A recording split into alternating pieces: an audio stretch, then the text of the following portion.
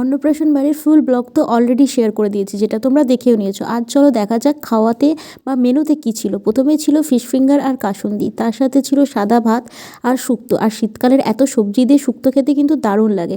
তারপর ছিল তার সাথে ভেজ ডাল, আর তার সাথে ছিল ঝুরি আলু ভাজা। ঝুরি আলু ভাজা আর ভেজ ডাল কিন্তু একটা দারুণ কম্বিনেশন আমার কাছে স্পেশালি। আর এই ঝুরি আলু ভাজা আর ভেজ ডাল একসাথে মাখিয়ে খেতে না জাস্ট অসাম লাগে। তারপর ছিল মাছের কালিয়া।